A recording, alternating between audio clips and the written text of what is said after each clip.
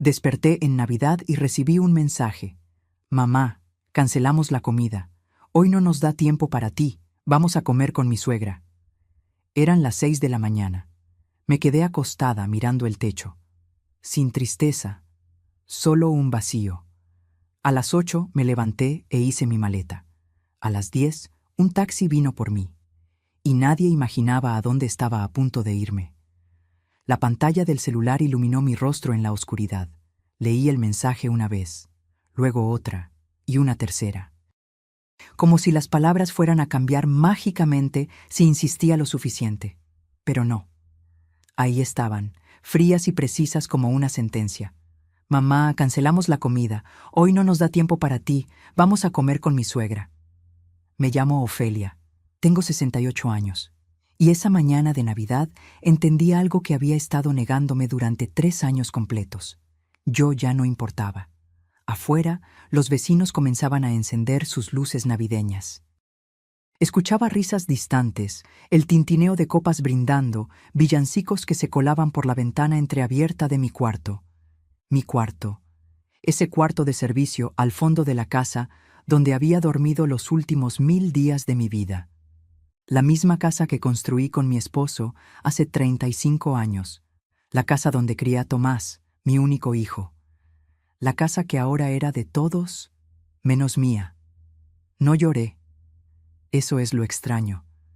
Esperaba sentir dolor, furia, decepción. Pero lo único que sentí fue claridad. Una claridad fría y luminosa como el amanecer que empezaba a filtrarse por las cortinas baratas que Valeria había colgado ahí cuando me mudó a este rincón. Si quieres saber cómo una mujer puede perder su lugar en su propia vida, suscríbete al canal. Porque lo que estás por escuchar no es solo mi historia. Es la historia de miles de madres invisibles. Me incorporé despacio. Mis rodillas crujieron con ese sonido familiar de huesos cansados. Miré alrededor. Una cama individual, un buró desportillado, mis pocas prendas colgadas en un closet sin puerta.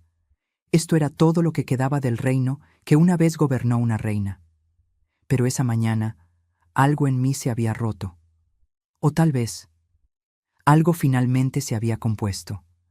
Saqué la maleta vieja de debajo de la cama, esa misma con la que mi esposo y yo viajamos a Veracruz en nuestra luna de miel. Olía a naftalina y recuerdos. Comencé a doblar ropa con movimientos mecánicos, precisos. 3 pantalones, 5 blusas, ropa interior. Mi suéter tejido a mano, el que mi hermana Rosa me regaló hace 2 años. ¿Saben qué fue lo más revelador? Que todo lo que necesitaba cabía en una sola maleta. En algún momento entre las 7 y las 8 escuché movimiento en el pasillo. Pasos apresurados. Valeria preparando a los gemelos. Santiago gritando algo sobre los Reyes Magos. Renata llorando porque quería usar su vestido rojo.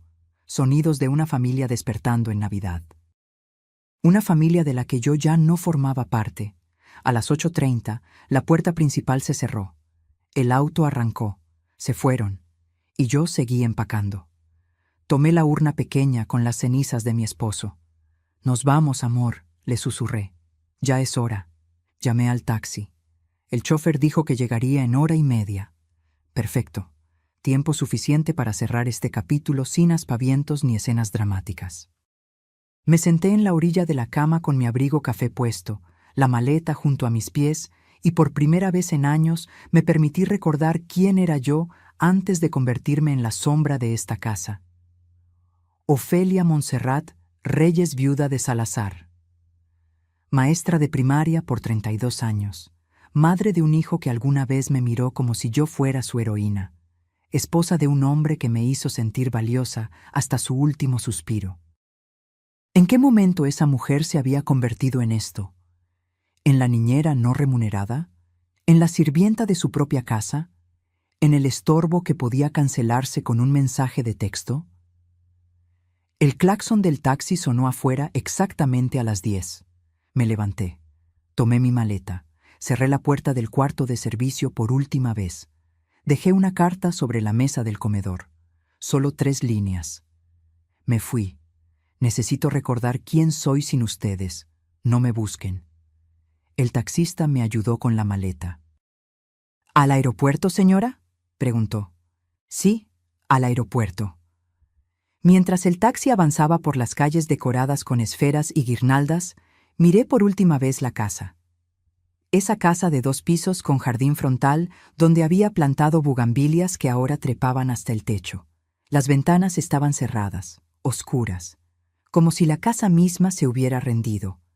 ¿Visita familiar?, preguntó el taxista tratando de llenar el silencio. Sonreí apenas. Algo así.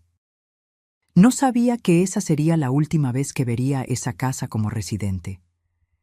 No sabía que lo que acababa de iniciar cambiaría todo para siempre, porque a veces la única forma de salvarte es desaparecer, y yo acababa de convertirme en un fantasma. ¿Cómo perdí mi lugar en mi propia familia? Si alguien me hubiera dicho hace 5 años que terminaría durmiendo en el cuarto de servicio de mi propia casa, me habría reído en su cara. Pero la verdad es que nadie te despoja de golpe. Te van quitando pedacitos tan pequeños que ni siquiera te das cuenta de que estás desapareciendo. Todo comenzó 3 años atrás, cuando Tomás llegó una tarde de abril con esa sonrisa nerviosa que conocía desde que era niño. La misma sonrisa de cuando rompió el jarrón de la sala a los 8 años o cuando reprobó matemáticas en la secundaria. «Mamá, hay alguien que quiero que conozcas». Valeria entró a mi sala como si entrara a una pasarela. Tacones altos, vestido entallado, ese perfume dulzón que inundó todo el espacio, cabello lacio y oscuro cayéndole perfectamente sobre los hombros. Sonrisa de revista. Me extendió la mano con uñas perfectamente arregladas y dijo: «Señora Ofelia, he escuchado tanto de usted». Yo todavía llevaba puesto el mandil con el que había estado preparando albóndigas. Tenía harina en las manos. Me sentí pequeña frente a ella, aunque yo fuera quien estaba en su propia casa. Debí haber prestado atención a esa primera sensación. Para octubre de ese año, ya estaban casados. «Boda íntima», dijeron. «Mamá, es que Valeria quiere algo sencillo, sin tanto drama». Yo, que había soñado con organizar la boda de mi único hijo, terminé como una invitada más, sentada en la tercera fila de un jardín alquilado, viendo cómo una coordinadora que no conocía dirigía todo. Pero lo peor no fue eso. Lo peor fue lo que vino después. «Mamá, necesitamos quedarnos contigo unos meses», me dijo Tomás 2 semanas después de la boda. «Solo mientras encontramos algo. Ya sabes cómo está el mercado inmobiliario». ¿Cómo iba a decirle que no? Era mi hijo, mi único hijo, y esta casa tenía 4 recámaras. Espacio sobraba. «Claro, mijo, el tiempo que necesiten». Valeria sugirió que se quedaran con la recámara principal. «Es que tiene baño propio, Ofe, y bueno, somos pareja, necesitamos nuestro espacio». Me llamó Ofe. Como si fuéramos amigas de toda la vida. Como si mi nombre completo fuera demasiado formal para ella. Yo dormía en esa recámara desde que enviudé. Era donde había llorado la muerte de mi esposo. Donde guardaba su ropa todavía, porque no tenía fuerzas para regalarla. Donde su esencia aún vivía en cada rincón. «Por supuesto», escuché salir de mi boca. «Yo me paso a la recámara de visitas». La recámara de visitas se convirtió en mi refugio durante 6 meses. Hasta que Valeria sugirió convertirla en oficina. «Es que trabajo desde casa, Ofe. Necesito un espacio profesional. ¿No te molestaría usar la otra recámara?» La otra recámara era más pequeña. Daba al patio trasero donde los perros del vecino ladraban todas las mañanas. «No hay problema». Otros 6 meses después. «Ofe, vamos a usar esa recámara como cuarto de bebé. Estoy embarazada. ¿No es maravilloso?» Y así fue como terminé en el cuarto de servicio. «Solo hasta que nazca el bebé y nos mudemos», prometió Tomás. El bebé se convirtió en bebés. Gemelos, Santiago y Renata. Y los meses de espera se convirtieron en años. Viuda hace 5 años, refugiada en mi propia casa hace 3. Mi esposo, Rodrigo, había sido electricista. Buen hombre. De esos que arreglaban todo en casa y nunca levantaban la voz. Murió de un infarto mientras instalaba un ventilador en casa de un cliente. Rápido, sin despedidas. Me dejó esta casa completamente pagada, un seguro de vida modesto que invertí y una pensión de 12,000 pesos mensuales. No era rica, pero tampoco me faltaba nada. Hasta que Valeria llegó. Al principio fueron cambios pequeños. Ofe, ¿no crees que estas cortinas están muy anticuadas? Compré unas nuevas. Las cortinas que mi madre me había ayudado a coser desaparecieron en una bolsa de basura. Ofe, este sillón está muy gastado. Lo doné a una fundación. El sillón donde Rodrigo veía el fútbol los domingos se fue una mañana mientras yo estaba en el mercado. Ofe, encontré estas fotos en el librero. Las guardé en una caja para que no acumulen polvo. Las fotografías de mi boda, del bautizo de Tomás, de nuestros viajes familiares, sepultadas en una caja de cartón en el closet del pasillo. Cada cambio venía envuelto en una sonrisa, en una lógica aparentemente razonable. Y yo asentía porque no quería ser la suegra amargada, la vieja que se resiste al cambio, la que causa problemas. Pero entonces desapareció el piano, mi piano de Palisandro, la pieza que compré con mi primer sueldo como maestra titular, donde le enseñé a Tomás sus primeras notas, donde Rodrigo me cantaba boleros los aniversarios. Un sábado llegué del mercado y el espacio en la sala estaba vacío. ¿Dónde está mi piano?, pregunté, tratando de mantener la calma. Valeria ni siquiera levantó la vista de su teléfono. Lo vendí, ocupaba mucho espacio y nadie lo tocaba. Me dieron 8,000 pesos, te los deposité. 8,000 pesos por un instrumento que valía más de 150,000.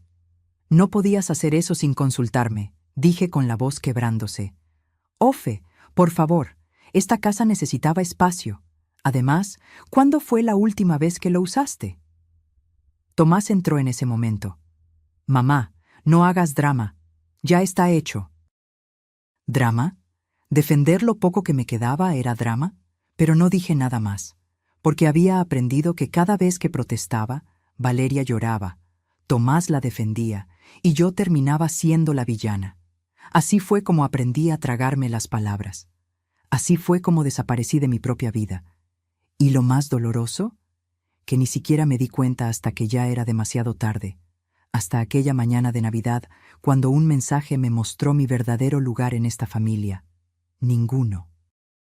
Cuando mi casa dejó de ser mía, dicen que una casa tiene memoria, que las paredes absorben las risas, los llantos, las conversaciones de medianoche. Si eso es cierto, entonces mi casa debió haber llorado conmigo mientras veía cómo la despojaban de su alma. Después del piano vinieron las porcelanas. Mi madre me había heredado una colección completa de figurillas de Talavera poblana. Eran 20 piezas que ella misma coleccionó durante 40 años. Cada una con su historia, su origen, su significado. Estaban en una vitrina de madera en el comedor, protegidas detrás de un cristal que yo limpiaba cada domingo con cuidado casi reverencial. Una tarde regresé de mi cita médica mensual y la vitrina estaba vacía. ¿Las porcelanas?, pregunté con el estómago hecho un nudo. Valeria estaba alimentando a los gemelos en la cocina. Ni siquiera volteó. Ah, sí, hice una venta de garage el sábado pasado. Se vendió todo. Conseguí 2,500 pesos. Necesitábamos ese espacio para los juguetes de los niños. 2,500 pesos por el legado de mi madre. Valeria, esas piezas eran de mi mamá. No tenías derecho. Finalmente me miró, con esa expresión que había perfeccionado, sorpresa inocente mezclada con ligera molestia. Ofe, nadie me dijo que eran importantes. Parecían simples adornos acumulando polvo. Además, los niños necesitan espacio para crecer. No podemos vivir en un museo. Tomás entró con Santiago en brazos. ¿Qué pasa ahora? Tu esposa vendió las porcelanas de tu abuela. Se encogió de hombros. Mamá, eran cosas viejas. No puedes aferrarte al pasado toda la vida. Cosas viejas. El legado de su abuela reducido a cosas viejas. Esa noche, en mi cuarto de servicio, hice una lista mental de todo lo que había desaparecido en 2 años. El piano de Palisandro, $8,000 de un valor real de $150,000. Las porcelanas de mi madre, $2,500 de un valor incalculable. El juego de té de plata que me regaló Rodrigo en nuestro aniversario número 25, regalado a la prima de Valeria. La mecedora de mimbre donde amamanté a Tomás, vendida en línea por $800. Las cortinas bordadas, a la basura. El librero de caoba de mi padre, donado a una escuela. Mis discos de vinilo de Los Panchos, Javier Solís, Chabela Vargas, desaparecidos sin explicación. Pero lo que más me dolió fue el reloj de oro de Rodrigo. Una pieza suiza que le regaló su padre cuando se graduó de la preparatoria. Mi esposo lo usó cada día de su vida hasta que murió. Yo lo guardaba en una pequeña caja de terciopelo dentro del cajón de mi buró, junto con su anillo de matrimonio. Una mañana busqué la caja y no estaba. Revisé cada cajón, debajo de la cama, entre la ropa. Nada. ¿Alguien ha visto una caja pequeña de terciopelo?, pregunté en la cena. Valeria mordió un pedazo de pollo antes de responder. ¿La caja azul oscuro? Sí, la llevé a reparación. El reloj estaba descompuesto. No estaba descompuesto, y no te di permiso para tocarlo. Ofe, relájate. Solo quería ayudar. Tomás me dijo que era el reloj de su papá y pensé que sería lindo restaurarlo. ¿Dónde está? En la relojería del centro. Puedes recogerlo cuando quieras. Fui al día siguiente. El relojero me miró confundido. ¿Caja de terciopelo? Aquí no ha llegado ningún reloj así, señora. Llamé a Valeria. No está en la relojería. Silencio del otro lado. Luego, qué raro. Tal vez lo dejé en otra. Voy a revisar mis notas y te aviso. Nunca me avisó. El reloj nunca apareció. Y cuando volví a preguntar semanas después, me dijo que probablemente lo había perdido la tintorería o algo así, que ella no recordaba bien. Ese reloj valía al menos $45,000, pero su valor sentimental no tenía precio. Y yo sabía, lo sabía en el fondo de mi alma, que Valeria lo había vendido. La casa también cambió físicamente. Las paredes que yo había pintado de colores cálidos, amarillo en la cocina, verde olivo en la sala, fueron repintadas de gris y blanco.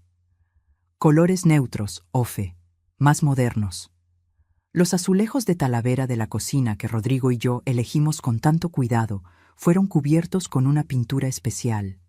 Es más higiénico. Las macetas de barro que tenía en el jardín fueron reemplazadas por macetas minimalistas de cemento. Hasta mis plantas fueron cambiadas. Mis geranios rojos, mis margaritas, mis nochebuenas en diciembre, todo reemplazado por suculentas y plantas de sombra que Valeria consideraba más estéticas para las fotos. Porque claro, Valeria subía todo a sus redes sociales. Fotos de mi hermosa casa, mi espacio renovado, mi estilo de vida, mi casa convertida en su escenario de Instagram. Las fotografías familiares que lograron sobrevivir la primera purga terminaron guardadas en cajas. Desentonan con la decoración minimalista, explicó Valeria. En su lugar, cuadros abstractos comprados en IKEA, frases motivacionales en inglés enmarcadas. Nada que hablara de nosotros, de nuestra historia, de las 3 décadas que Rodrigo y yo invertimos construyendo este hogar. Un día, mientras limpiaba, porque sí, además de niñera también seguía siendo la sirvienta, encontré una caja en el closet del pasillo. Adentro estaban todas las fotografías familiares. Bodas, bautizos, cumpleaños, viajes. 35 años de memoria familiar amontonados sin orden ni cuidado. En la misma caja encontré el álbum de nuestra boda. Las páginas amarillentas, las esquinas dobladas. La foto donde Rodrigo me carga en brazos frente a la iglesia, donde bailamos nuestro primer vals, donde cortamos el pastel rodeados de nuestros padres que ya no están. Me senté en el piso del pasillo con ese álbum en las manos y finalmente lloré. Lloré por el piano que ya no tocaba canciones, por las porcelanas que nunca volverían, por el reloj que marcó el tiempo de mi esposo hasta su último latido, por las paredes que ya no reconocían mi voz, por la casa que se había convertido en un cascarón bonito, pero vacío. Lloré por la mujer que fui y que dejé que desapareciera sin pelear, pero aún no estaba lista para reaccionar. Todavía pensaba que si era paciente, si no causaba problemas, si me hacía pequeñita e invisible, tal vez recuperaría algo de lo perdido. No sabía que lo peor todavía estaba por venir. No sabía que convertirse en abuela sería el último clavo en mi ataúd de dignidad. Cuando cuidar a mis nietos, se volvió mi trabajo no pagado. Santiago y Renata nacieron un 15 de marzo. Gemelos idénticos de ojos cafés y mejillas redondas que llenaron la casa de llanto, pañales y ese olor dulce a bebé recién bañado. Yo los amé desde el primer segundo, pero el amor, descubrí muy pronto, puede convertirse en tu propia trampa. El primer mes fue comprensible. Valeria se recuperaba del parto. Tomás trabajaba hasta tarde en la empresa de logística donde era supervisor. Yo ayudaba. Claro que ayudaba. ¿Qué abuela no lo haría? Me levantaba cuando lloraban a las 3 de la madrugada. Preparaba biberones, cambiaba pañales, mecía cunas. Descansa, Valeria. Yo me encargo. El segundo mes siguió igual. Ofe, eres un ángel. No sé qué haríamos sin ti. El tercer mes ya era rutina, y de alguna forma, sin que nadie lo dijera explícitamente, me había convertido en la niñera oficial. Para cuando los gemelos cumplieron 6 meses, mi vida tenía este horario: 5:45 a.m. Despertador. Preparo café y mi único momento de silencio del día. 6:30 a.m. Los gemelos despiertan. Cambio pañales, preparo biberones. 7:0 a.m. Valeria sale de la recámara principal, perfectamente arreglada, a trabajar en su oficina. Tomás ya se fue desde las 6:00. 8:0 a.m. Desayuno para los niños. Papillas, baberos manchados, piso que limpiar. 9:0 a.m. Intento bañarlos. Uno llora mientras baño al otro. 10:0 a.m. Los saco al jardín para que les dé el sol. Valeria está en videoconferencia, necesita silencio. 12:00 p.m. Comida, más papillas, más desastre. 1:0 p.m. Siesta de los niños. Aprovecho para lavar su ropa, preparar comida para todos. 3:00 p.m. Despiertan. Juegos, cambios de pañal, atención constante. 5:0 p.m. Preparo la cena familiar. 6:00 p.m. Tomás llega. Saluda a los niños 5 minutos. Se sienta a ver televisión.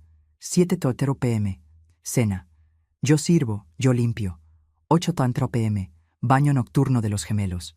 9:00 p.m. Los duermo. Canciones, cuentos, palmaditas en la espalda. 10:00 p.m. Finalmente puedo irme a mi cuarto de servicio. 7 días a la semana. Sin descanso. Sin sueldo. Sin siquiera un gracias consistente. Es que tú no trabajas, mamá. Tienes tiempo, decía Tomás, cuando me atrevía a sugerir que tal vez necesitaba ayuda. ¿No trabajaba? Me levantaba antes que todos y me acostaba después que todos. Mis manos olían permanentemente a jabón de bebé y desinfectante. Mis rodillas crujían de tanto cargar niños. Mi espalda era un mapa de dolores. Pero no, yo no trabajaba. Valeria sí trabajaba. Desde su oficina con aire acondicionado, con su laptop y su café gourmet, haciendo...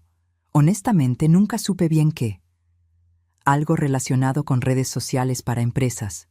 Lo que sí sé es que cuando los gemelos lloraban, ella cerraba la puerta. Ofe, ¿puedes ver qué necesitan? Estoy en una llamada importante. Siempre estaba en una llamada importante. Los fines de semana eran peores. Tomás y Valeria salían. Mamá, necesitamos tiempo de pareja, ¿tú entiendes? Y yo me quedaba con Santiago y Renata desde el sábado por la mañana hasta el domingo por la noche. Cuando los gemelos cumplieron 1 año, ya caminaban y la casa era un campo de batalla constante. Uno se subía al sillón mientras yo corría a evitar que el otro se metiera dedos al enchufe. Comían 3 veces al día y cada comida significaba limpiar paredes, piso, sus caras, sus manos, su ropa.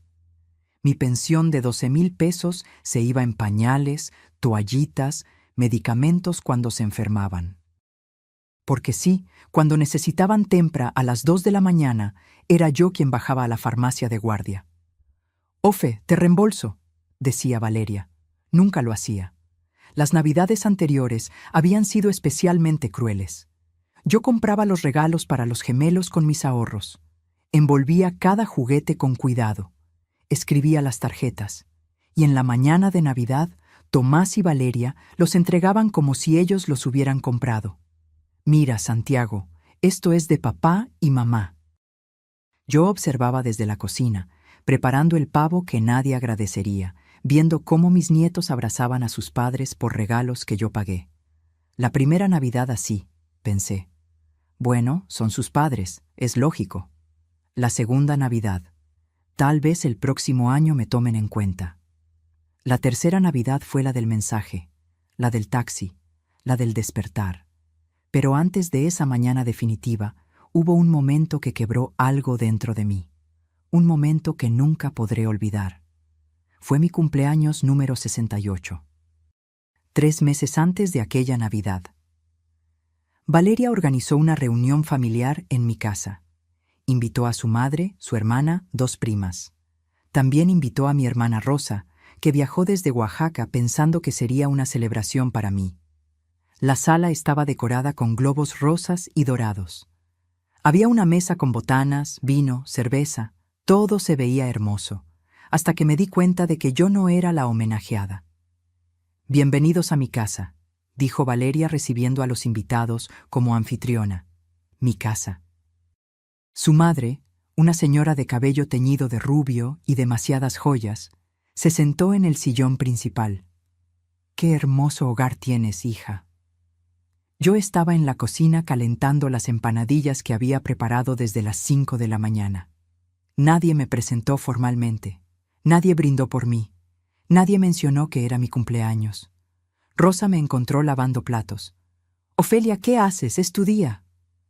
«Alguien tiene que servir», respondí sin mirarla. «Esto está mal, muy mal». Pero yo solo negué con la cabeza. Ya había aprendido a no causar escenas. En algún momento de la tarde, mientras llevaba más bebidas a la sala, escuché la voz de Valeria hablando con su prima en el pasillo. No me vieron. O tal vez no les importó. «¿Y la señora?», preguntó la prima. «¿Ofelia? Pobre, ya no sirve para mucho, pero ayuda con los niños. Tomás siente lástima, por eso la dejamos quedarse». Me dejaban quedarme, en mi propia casa, como un favor, como un acto de caridad. Ayuda con los niños, ya no sirve para mucho. Cada palabra fue un golpe en el pecho. Me quedé paralizada en el pasillo, con una bandeja de vasos en las manos temblorosas, procesando lo que acababa de escuchar. Rosa me encontró así, congelada, con lágrimas rodando silenciosamente por mis mejillas. «Ya basta, Ofelia», me susurró llevándome al jardín. «Esto tiene que terminar. No puedo irme, son mi familia, mis nietos. Tu familia te está destruyendo, y tus nietos no son tu responsabilidad. Eres su abuela, no su madre». Esa noche, después de que todos se fueron, después de lavar todos los platos de mi cumpleaños en mi casa, donde yo era la sirvienta, Rosa se sentó conmigo en el cuarto de servicio. «Vente a Oaxaca conmigo. Tengo espacio. Tengo un taller textil pequeño. Podrías ayudarme. O simplemente descansar, vivir, volver a ser Ofelia». «No puedo abandonar a Tomás». «¿Abandonar? Ofelia, mírate. Tú eres quien está siendo abandonada». Prometí pensarlo. Pero Rosa conocía mi respuesta incluso antes de que la dijera. Todavía no estaba lista. Necesitaba algo más, un empujón final, una última humillación que me despertara del todo. Y 3 meses después llegó en forma de un mensaje de texto a las 6 de la mañana de Navidad. El cumpleaños que me hizo despertar. Después de aquella reunión donde fui invisible en mi propio cumpleaños, algo comenzó a moverse dentro de mí. No fue inmediato. No fue dramático. Fue como una grieta pequeña en un muro que creías indestructible, una fisura que crece milímetro a milímetro hasta que un día, con el golpe preciso, todo se derrumba. Durante las semanas siguientes a mi cumpleaños, empecé a observar, realmente observar.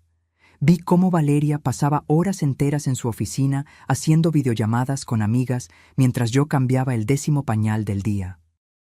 La escuché reírse, tomar café, planear salidas nocturnas, todo mientras yo intentaba que Renata dejara de llorar porque le estaban saliendo los dientes. Vi cómo Tomás llegaba del trabajo, saludaba a los gemelos con 2 besos rápidos y se encerraba en la recámara principal a ver series en su tablet. Estoy cansado, mamá. Fue un día pesado. ¿Y mis días? ¿Mis días no contaban como pesados?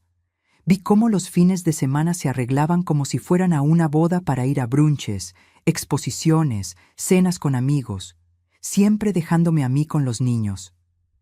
Es que nos merecemos un descanso, Ofe. Trabajamos toda la semana. Una tarde de octubre, Renata se cayó y se abrió la ceja. Sangre por todos lados, llanto desgarrador. Tomé a la niña, agarré las llaves del coche que Valeria casi nunca usaba y manejé hasta urgencias con Santiago llorando en su silla del auto. 3 horas en el hospital, 4 puntos de sutura, Renata aferrada a mi cuello todo el tiempo, llamándome abuela, abuela, porque todavía no podía pronunciar abuela. Llamé a Valeria para avisarle. «Ay, Ofe, qué susto. Pero estás ahí, ¿no? Yo estoy en medio de una presentación importante. Me avisas cómo sale todo». Colgó. No llegó al hospital. Ni ella ni Tomás. Cuando regresamos a casa a las 9 de la noche, los encontré cenando pizza en la sala, viendo una película. «¿Cómo está mi princesa?», preguntó Valeria levantándose para cargar a Renata, que inmediatamente extendió los brazos hacia ella. Porque así funciona, ¿verdad? Los niños siempre quieren a quien llega fresca, descansada, con energía para jugar, no a quien les cambió pañales con diarrea a las 5 de la mañana. 4 puntos. Cicatrizará bien, dije con voz plana.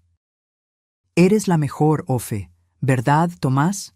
Tu mamá es un ángel. Un ángel, un mueble útil, una extensión de sus comodidades. Esa noche no pude dormir. Me quedé mirando el techo del cuarto de servicio, escuchando el zumbido del refrigerador viejo que Valeria había relegado al cuarto de lavado junto a mi puerta, y algo cristalizó en mi mente. Esto nunca iba a cambiar. Ellos nunca se iban a mudar. Yo nunca iba a recuperar mi casa, mi espacio, mi vida, a menos que hiciera algo. Al día siguiente llamé a Rosa. «Hermana, ¿tu oferta sigue en pie?». Hubo un silencio al otro lado, luego su voz cargada de alivio. «Siempre, Ofelia, siempre. Necesito tiempo para planear. No quiero irme sin estar segura de todo». «¿Qué necesitas?». «Información, números, opciones». Rosa entendió inmediatamente. Ella no era solo mi hermana mayor. Era una mujer que se había divorciado a los 50, que había construido su propio negocio textil en Oaxaca, que había aprendido a ser fuerte cuando la vida la obligó. Me ayudó a contactar un abogado, un hombre serio de apellido Mendoza que trabajaba en asuntos de propiedad y herencias. Tuve que inventar excusas para ir a su oficina. «Voy al doctor», le decía a Valeria. «Cosas de mi edad». El licenciado Mendoza revisó los documentos de mi casa. «Señora Ofelia, esta propiedad está completamente a su nombre. Su esposo y usted la terminaron de pagar hace 12 años. No hay hipoteca, no hay gravámenes, es legalmente suya al 100%. ¿Y si alguien más vive ahí sin mi permiso? Está en su derecho de pedirles que se vayan. Es su propiedad. ¿Y si quiero rentarla? También es su derecho. Puede hacer un contrato de arrendamiento a quien usted decida, por el monto que usted decida». Esas palabras fueron como oxígeno para alguien que había estado ahogándose durante 3 años. Era mi casa. Investigué precios de renta en mi colonia.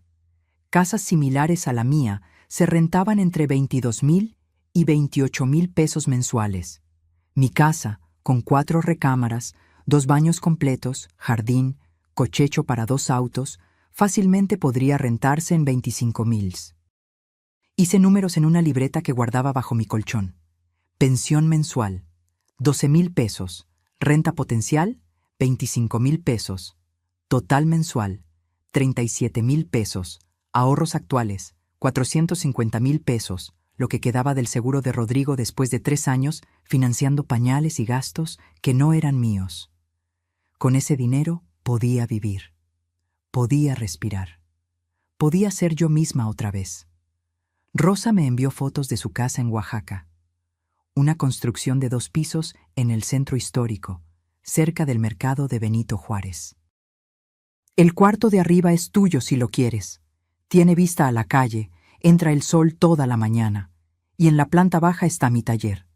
Podrías ayudarme si quieres, o simplemente descansar, sin presiones. Por primera vez en años, imaginé una vida diferente.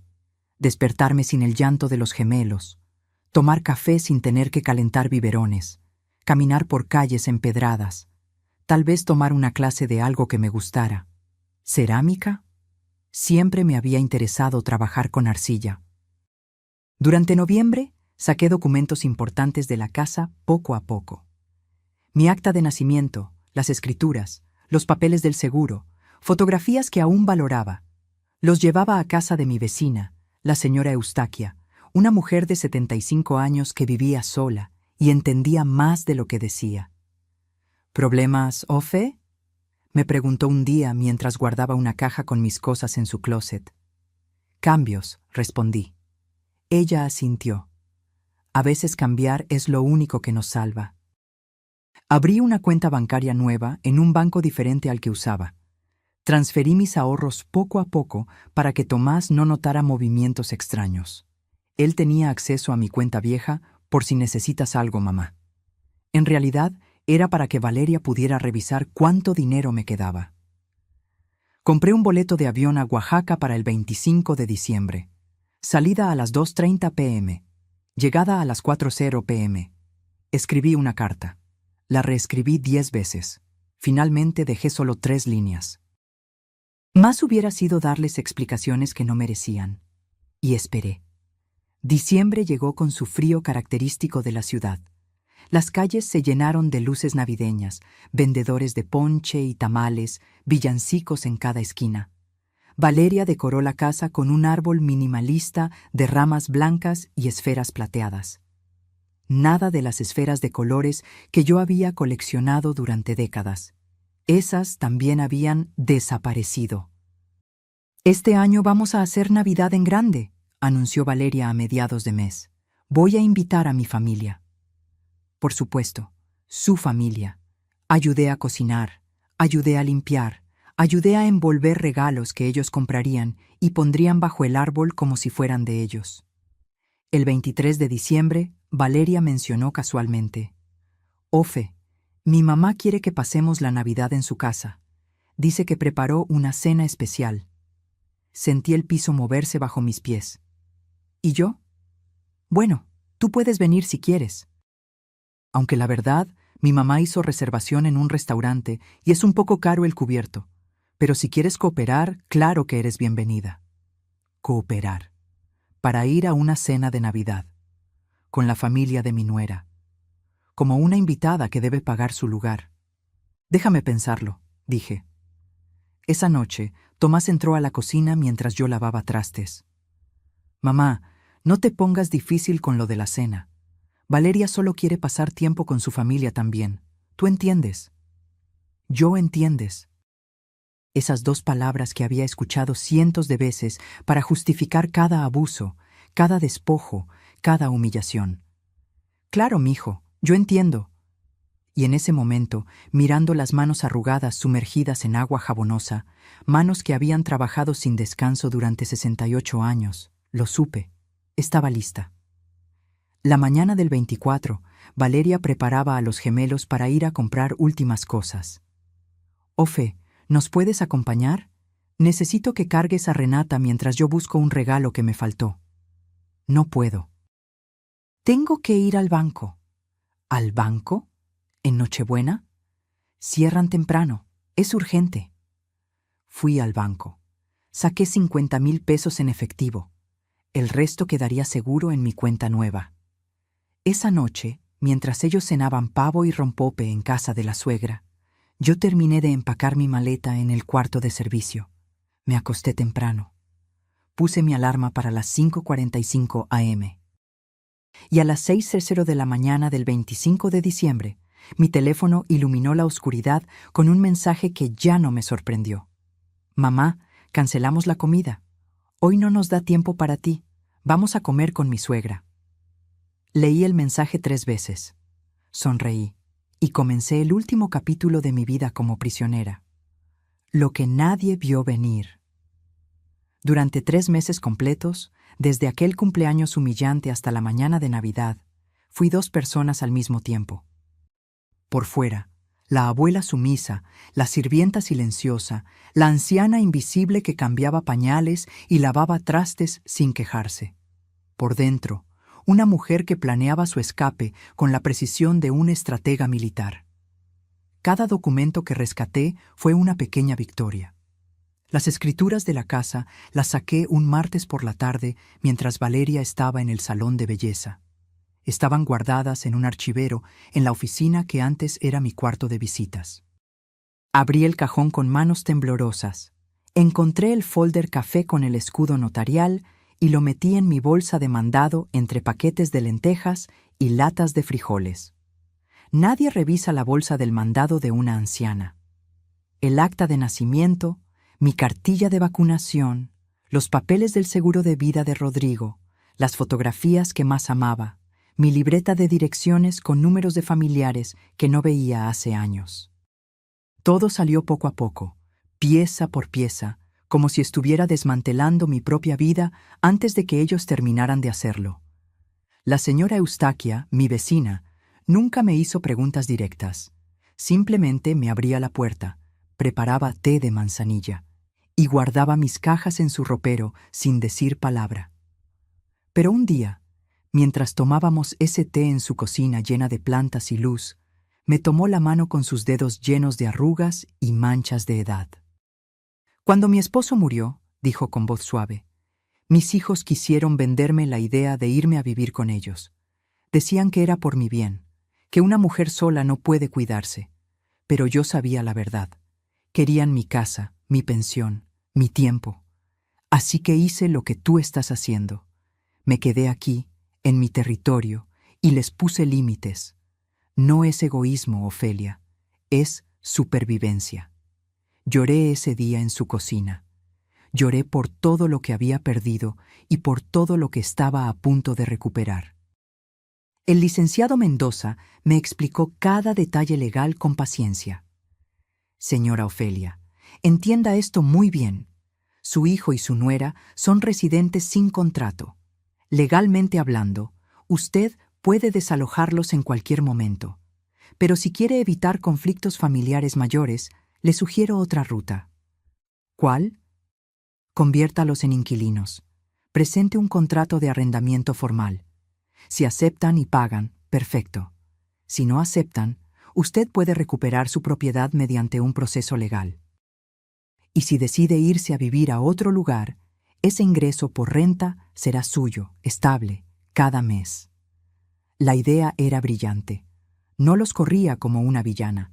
Les daba opciones que, por supuesto, los obligarían a enfrentar la realidad. Nada en esta vida es gratis, ni siquiera la generosidad de tu madre.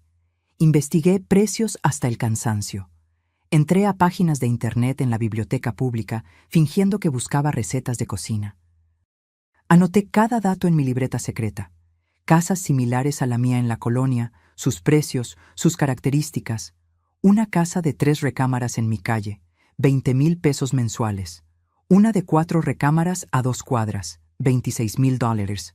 Una con jardín como la mía, $24,500. Decidí un precio justo pero firme, 22,000 pesos mensuales.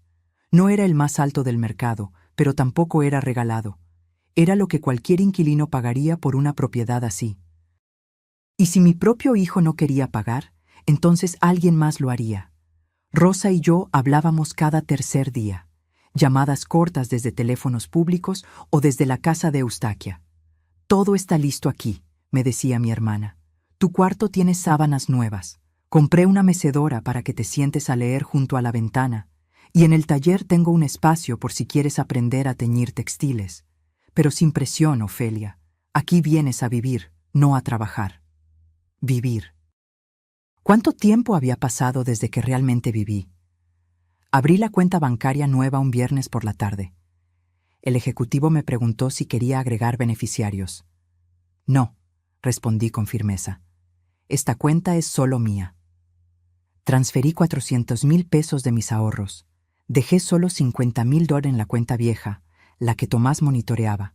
Lo suficiente para que no sospechara nada raro, pero no tanto como para que pudiera robármelo si las cosas se ponían feas. Porque había aprendido algo importante durante esos 3 años de humillación. Cuando alguien te ha quitado todo sin remordimiento, no hay límite a lo que podrían hacer si se sienten amenazados. Compré el boleto de avión en efectivo. La señorita del mostrador me miró extrañada cuando saqué los billetes de mi monedero viejo. ¿Regalo de Navidad?, preguntó tratando de ser amable. Algo así, sonreí. Vuelo AM 432. Salida 2:30 p.m. del 25 de diciembre. Destino, Oaxaca de Juárez. Asiento 18F, junto a la ventana. Una sola maleta documentada. Las últimas 2 semanas de diciembre fueron las más largas de mi vida. Cada día sentía que alguien descubriría mi plan, que Tomás encontraría los papeles faltantes, que Valeria revisaría mi cuarto y vería la maleta a medio empacar escondida bajo la cama, que los gemelos dirían algo inocente pero revelador, pero nadie notó nada, porque para notarme primero tendrían que verme. Y yo había sido invisible durante tanto tiempo que mi presencia ya no registraba en sus radares. El 23 de diciembre empaqué lo esencial. Ropa para clima cálido. Oaxaca es mucho más cálido que la Ciudad de México. Mis medicamentos para la presión. El cepillo de dientes. La crema para las manos que Rodrigo me regaló en nuestro último aniversario y que había guardado sin usar, esperando una ocasión especial. Esta era la ocasión especial. Guardé la urna con las cenizas de Rodrigo en mi bolso de mano. Pesaba más de lo que recordaba. Nos vamos juntos, amor, le susurré envolviendo la urna en un suéter suave. Como debió ser siempre. La carta la escribí la noche del 24, después de que ellos se fueran a cenar con la familia de Valeria. Me senté en la cama del cuarto de servicio, con una lámpara vieja que parpadeaba, y escribí con mi letra temblorosa pero clara. Me fui. Necesito recordar quién soy sin ustedes. No me busquen. 3 líneas, nada más. Porque cualquier explicación adicional hubiera sonado a súplica o a justificación, y yo ya no le debía explicaciones a nadie. Puse la carta dentro de un sobre blanco. Escribí en el frente. Para Tomás. No mencioné a Valeria. Esta conversación era entre mi hijo y yo. Me acosté esa Nochebuena sabiendo que sería la última noche en esa casa como residente. Cerré los ojos y en lugar de sentir tristeza, sentí algo que no había experimentado en años. Sentí esperanza. A las 5:45 a.m. del 25 de diciembre, mi alarma sonó en la oscuridad. Me vestí con mi ropa más cómoda. Pantalón de mezclilla, blusa de algodón, suéter tejido, zapatos cerrados. Me recogí el cabello en una trenza simple. Me miré al espejo del baño compartido por última vez. La mujer que me devolvió la mirada tenía ojeras profundas, arrugas que no estaban ahí hace 3 años, cabello completamente blanco. Pero sus ojos, esos ojos cafés que tanto se parecían a los de mi madre, brillaban con algo nuevo. Determinación. A las 6:00 a.m. llegó el mensaje que ya esperaba. Lo leí sin sorpresa, sin dolor, casi con gratitud, porque me confirmó que mi decisión era la correcta. Tomé mi maleta. Tomé mi bolso con la urna de Rodrigo. Dejé la carta sobre la mesa del comedor, sostenida por el salero de cerámica que había sobrevivido todas las purgas de Valeria. Cerré la puerta principal sin voltear atrás. El taxi me esperaba con el motor encendido, echando vapor en el aire frío de la mañana navideña. ¿Lista, señora?, preguntó el conductor. Más que nunca, respondí. Y mientras nos alejábamos por calles vacías decoradas con luces navideñas, sentí cómo el peso de 3 años de humillación se desprendía de mis hombros como un abrigo demasiado pesado que finalmente te permites quitar. No sabían lo que venía, pero pronto lo descubrirían. Cuando dejé de ser una prioridad. El aeropuerto internacional. Benito Juárez estaba sorprendentemente tranquilo esa mañana del 25 de diciembre. Familias dispersas aquí y allá, maletas con moños navideños, niños con juguetes nuevos aferrados a sus manos. Todos yendo a algún lugar donde los esperaban, donde eran deseados. Yo también iba a un lugar así, solo que me había tomado 68 años encontrarlo. Documenté mi maleta en el mostrador. La empleada, una chica joven con un gorro navideño de utilería, me sonrió con genuina amabilidad. ¿Visita familiar? Un nuevo comienzo, respondí. Ella parpadeó sorprendida. Luego, su sonrisa se amplió. ¡Qué hermoso! ¡Feliz Navidad, señora! ¡Feliz Navidad! Me senté en la sala de espera con mi bolso sobre el regazo, sintiendo el peso de la urna de Rodrigo dentro. A mi alrededor, la gente hablaba por teléfono, enviaba mensajes, tomaba fotografías. Yo mantuve mi celular apagado. No quería saber. No todavía. Pensé en los gemelos. ¿Ya habrían despertado? Santiago siempre era el primero, brincando en su cama gritando que quería abrir regalos. Renata era más tranquila. Se quedaba acurrucada hasta que su hermano la obligaba a levantarse. ¿Me extrañarían? Probablemente. Los niños siempre extrañan lo familiar, lo constante. Y yo había sido su constante durante 2 años. No su madre, que estaba demasiado ocupada siendo influencer de redes sociales. No su padre, que trabajaba hasta tarde y llegaba exhausto. Yo, la abuela que les cantaba, que les preparaba avena con miel, que les contaba cuentos inventados sobre ratones valientes y lunas que bajaban a jugar. Sentí un nudo en la garganta. Esta era la parte más difícil, dejarlos a ellos, que eran inocentes en todo esto. Pero entonces recordé las palabras de Rosa. No puedes prenderte fuego para mantener a otros calientes. Los gemelos tenían padres. 2 padres jóvenes, sanos, capaces. Era hora de que aprendieran a hacerlo. El vuelo se anunció. Me levanté con mi bolso, mostrando mi pase de abordar con manos que ya no temblaban. Entré al avión.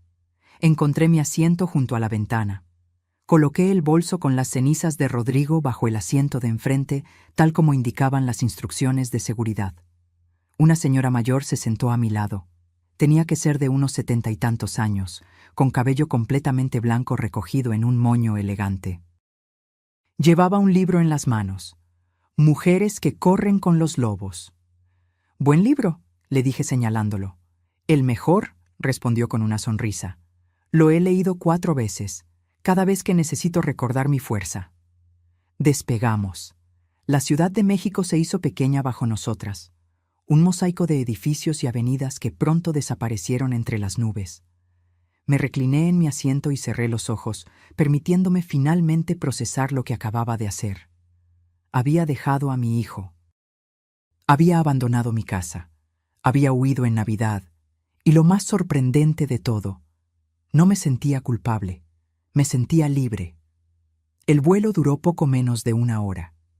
Tiempo suficiente para que mi mente repasara cada momento de los últimos 3 años. Cada humillación. Cada vez que tragué palabras que debí gritar. Cada vez que me hice pequeña para que ellos pudieran ser grandes. Pero también recordé los momentos buenos, los pocos que hubo. La primera vez que Santiago me dijo, «Te amo, abuela». Cuando Renata se durmió en mis brazos, después de una pesadilla. Las mañanas tempranas cuando los 2 corrían a mi cuarto de servicio y se metían bajo mis cobijas, llenando ese espacio frío con su calor y sus risas. No era una mala persona por irme. Era una persona que finalmente había aprendido que amarse a uno mismo no es egoísmo, es supervivencia. El avión aterrizó en Oaxaca a las 4:00 p.m. exactas. El cielo era de un azul brillante, el sol cálido incluso en diciembre. Tan diferente al frío gris de la Ciudad de México. Rosa me esperaba en la zona de llegadas. La vi antes de que ella me viera a mí. Estaba más delgada de lo que recordaba, con el cabello corto y teñido de un castaño rojizo. Vestía un huipil bordado y pantalones de mezclilla. Se veía feliz, plena, como alguien que había encontrado su lugar en el mundo. Cuando nuestros ojos se encontraron, corrió hacia mí con los brazos abiertos. «Ofelia», susurró contra mi cabello mientras me abrazaba. «Lo lograste, realmente lo lograste». Y ahí, en medio del aeropuerto de Oaxaca, rodeada del olor a tlayudas de los puestos de comida y el sonido del zapoteco mezclándose con español, me permití llorar. No de tristeza, de alivio. «Me vine con todo y Rodrigo», dije señalando mi bolso. Rosa se rió entre lágrimas. «Él también merece un nuevo comienzo». El taxi nos llevó por calles coloniales de colores vibrantes, casas amarillas, rosas, verdes, azules, iglesias antiguas con fachadas barrocas. Gente caminando sin prisa, saludándose, deteniéndose a conversar en las esquinas. Todo era más lento aquí, más humano. La casa de Rosa estaba en una calle empedrada cerca del centro. Una construcción de 2 pisos con balcones de hierro forjado y macetas llenas de geranios rojos. Me llevó directo al segundo piso. «Este es tu cuarto». Era pequeño pero luminoso. Una cama individual con colcha tejida a mano en tonos naranjas y azules. Una mecedora de madera junto a la ventana que daba a la calle. Un buró con una lámpara, un ropero antiguo pero sólido, y en la pared un cuadro de la Virgen de Guadalupe. «Es perfecto», susurré. «Descansa hoy. Mañana te muestro el resto, el taller, el mercado, todo». Pero antes de que Rosa saliera, tomé su mano. «Gracias, por no juzgarme, por no decirme que debería volver. Ofelia, he vivido suficiente para saber que hay momentos en que la única forma de salvarte es alejarte. Hiciste lo correcto». Esa noche, mientras la ciudad de Oaxaca celebraba Navidad con música de banda filtrándose por mi ventana, me senté en la mecedora con la urna de Rodrigo en mi regazo. «Lo hicimos, amor», le dije. «Nos salvamos». Encendí mi teléfono por primera vez desde la mañana. 37 llamadas perdidas de Tomás. 22 mensajes. 4 de Valeria. Los leí todos sin abrir ninguno. Podía ver las vistas previas. «Mamá, ¿dónde estás? ¿Pasó algo? Estamos preocupados. Ya no es gracioso, contesta. ¿Por qué te fuiste? Necesitamos hablar». Ninguno decía, «Lo siento». Ninguno decía, «Te extraño». Ninguno preguntaba cómo estaba yo. Todos preguntaban dónde estaba, porque esa era su verdadera preocupación. No mi bienestar, mi ubicación, mi disponibilidad. Escribí un solo mensaje para Tomás. «Estoy bien, estoy a salvo, necesito tiempo, no me busquen». Lo envié y volví a apagar el teléfono. Me acosté en esa cama nueva, en esa habitación que olía a limpio y a madera vieja, en esa ciudad que no conocía pero que ya se sentía más como hogar que el cuarto de servicio donde había dormido 3 años. Y por primera vez en una eternidad, dormí toda la noche sin despertarme sobresaltada por el llanto de un bebé. Dormí como se duerme cuando finalmente dejas de cargar el mundo sobre tus hombros. Dormí como una mujer libre. Cuando regresaron y yo no estaba, supe después, por boca de mi propia hermana que habló con la vecina Eustaquia, exactamente qué pasó esa noche del 25 de diciembre cuando regresaron a casa. Eran las 8:30 de la noche cuando el auto de Tomás se estacionó frente a la casa. Valeria venía quejándose de que su madre había servido demasiada comida y ella se sentía hinchada. Los gemelos dormían en sus sillas del auto. exhaustos después de un día completo, siendo consentidos por la familia de ella. Tomás abrió la puerta principal cargando a Santiago. Valeria entró detrás con Renata en brazos. La casa estaba completamente oscura, silenciosa, fría. «¿Mamá?», llamó Tomás encendiendo las luces de la sala. Nada. Subieron a los gemelos a su cuarto. Los acostaron sin cambiarles la ropa. Valeria estaba de mal humor. Seguro salió con alguna amiga. Qué raro que no avisara. Pero algo en el silencio de la casa no se sentía normal. Tomás bajó a la cocina. No había olor a comida. Ningún traste en el fregadero, la estufa fría. Todo exactamente como lo habían dejado en la mañana. Fue entonces cuando vio la carta sobre la mesa del comedor, el sobre blanco con su nombre escrito en mi letra temblorosa. Lo tomó con manos que, según me contaron, temblaban ligeramente. Lo abrió. Leyó las 3 líneas una vez, 2 veces, 3 veces. «Valeria», su voz sonó extraña. «Necesitas ver esto». Ella bajó las escaleras con fastidio. «¿Qué pasa ahora?». Tomás le extendió la carta sin decir palabra. Valeria la leyó, parpadeó, la releyó. «¿Esto es una broma?». «Ve a su cuarto». Caminaron juntos por el pasillo hacia el cuarto de servicio. Tomás abrió la puerta. La cama estaba tendida con precisión militar. El pequeño buró, vacío. El closet sin puerta mostraba solo ganchos desnudos. Ni una prenda de ropa, ni un zapato, ni un objeto personal. El baño compartido tampoco tenía rastro mío. Mi cepillo de dientes, mi crema, mi champú, todo había desaparecido. «Se fue», susurró Tomás. «Realmente se fue». Valeria soltó una risa nerviosa. «Está exagerando, haciéndose la víctima. Ya regresará cuando se le pase el berrinche». Pero Tomás conocía esa letra, conocía el peso de esas palabras. «Me fui. Necesito recordar quién soy sin ustedes. No me busquen». Sacó su celular, marcó mi número, buzón de voz. Lo intentó de nuevo, buzón, una tercera vez, buzón. «¿Dónde está? ¿Por qué haría esto?». Su voz subía de volumen con cada pregunta. «Tomás, cálmate. Es Navidad. No puede haber ido muy lejos». Pero para las 11 de la noche, después de 47 llamadas sin respuesta, después de revisar cada cuarto de la casa buscando alguna pista, después de llamar a los hospitales cercanos preguntando si había ingresado alguna mujer de mi descripción, el pánico comenzó a instalarse. Tomás llamó a Rosa. «Mi hermana, bendita sea», contestó al tercer timbrado con voz somnolienta. «Tía, soy Tomás. ¿Has sabido algo de mi mamá?». «¿Por qué me llamas a esta hora, Tomás?». «Mi mamá desapareció. Dejó una carta. Dice que se fue. ¿Está contigo?». Hubo un silencio calculado del otro lado. Rosa sabía actuar. «¿Que se fue? ¿A dónde?». «Eso te estoy preguntando». «No. No he sabido nada de ella desde hace semanas». «¿Revisaron los hospitales?». «Sí. No está en ninguno». «Dios mío, Tomás». «¿Qué le hicieron?». Esa pregunta cayó como piedra en agua quieta. «¿Qué le hicimos?». «Nada.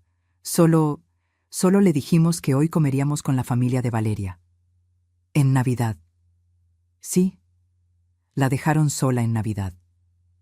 Ella podía venir si quería». Rosa dejó escapar un suspiro que sonó a decepción profunda. «Búsquenla, Tomás, y cuando la encuentren, más les vale pedirle perdón de rodillas». Colgó. Tomás se dejó caer en el sillón de la sala, ese sillón gris minimalista que Valeria había comprado para reemplazar el que mi esposo amaba. Tenía la cabeza entre las manos. «Esto es tu culpa», le dijo a Valeria. «¿Mi culpa? ¿Por qué es mi culpa?». «Porque la has tratado como sirvienta desde que llegamos aquí». «Yo no la obligué a hacer nada. Ella ofrecía ayuda todo el tiempo». «Porque no tenía opción, porque tomamos su casa, su espacio, su vida». «Esta es tu madre, Tomás, no mía. Si alguien debió ponerle atención, eras tú. Pelearon hasta las 3 de la mañana, Valeria llorando, diciendo que era injusto que la culparan. Tomás sintiéndose miserable, pero sin saber exactamente qué había hecho mal. Ambos ignorando la verdad más obvia, que durante 3 años completos me habían convertido en un fantasma en mi propia casa. El 26 de diciembre, Tomás fue a la policía. Quiero reportar a una persona desaparecida. El oficial, un hombre de mediana edad con bigote espeso, tomó nota. ¿Cuánto tiempo tiene desaparecida? Desde ayer. ¿Ayer? Señor, tiene que pasar al menos 72 horas para... Es mi madre. Tiene 68 años. Dejó una nota. No contesta el teléfono. El oficial revisó la carta. Dice claramente que se fue por decisión propia. No es desaparición, señor. Es una persona adulta ejerciendo su derecho a irse. ¿Entonces no pueden ayudarme? Si después de unos días no aparece y hay razón para creer que está en peligro, regrese. Pero por ahora, esto parece un asunto familiar. Tomás salió de la delegación sintiéndose impotente. Llamó a la tía Eustaquia, quien fingió sorpresa perfectamente. ¿Ofelia se fue? Ay, no puedo creerlo, aunque últimamente la veía muy callada, muy triste. ¿Triste? ¿Por qué estaría triste? Eustaquia lo miró con algo parecido a la lástima. Hijo, cuando una mujer pierde su lugar en su propia casa, ¿cómo crees que se siente? El 27 de diciembre por la tarde, finalmente encendí mi teléfono. Rosa estaba a mi lado en su sala, tomando té de hierbabuena. ¿Lista? Asentí. Escribí el mensaje que había ensayado mentalmente. Estoy bien, estoy a salvo, necesito tiempo, no me busquen. Lo envié a Tomás y volví a apagar el teléfono antes de ver su respuesta. Pero Rosa no había apagado el suyo. A los 3 minutos sonó. ¿Tía? ¿Hablaste con ella? Acaba de escribirme también. ¿Dónde está? No lo sé, Tomás. Solo dice que está bien. Necesito hablar con ella. Los gemelos la extrañan. Renata llora por las noches pidiendo a su abuela. Rosa me miró. Negué con la cabeza. Ella entendió. Tomás, dale tiempo. Creo que tu madre necesita espacio para pensar. ¿Pensar en qué? ¿Qué hicimos tan terrible? Rosa suspiró. Esa es exactamente la pregunta que deberías estar haciéndote. Pero en lugar de preguntármelo a mí, deberías revisar los últimos 3 años de tu vida y encontrar la respuesta tú mismo. Colgó.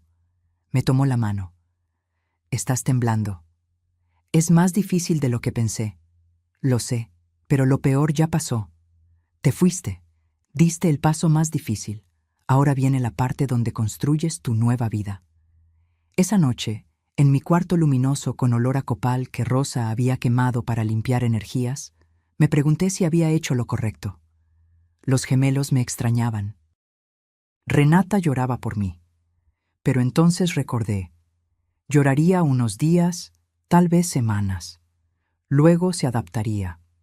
Los niños siempre se adaptan. Y tal vez, solo tal vez, Valeria y Tomás aprenderían a ser los padres que sus hijos necesitaban. Porque yo ya había criado a mi hijo. No era mi trabajo criar a los suyos. Cuando volví a ser yo, los primeros días en Oaxaca fueron como aprender a caminar de nuevo. Después de 3 años de vivir según el horario de otros, de despertar con alarmas invisibles programadas por necesidades ajenas, tener tiempo propio me resultaba casi desconcertante.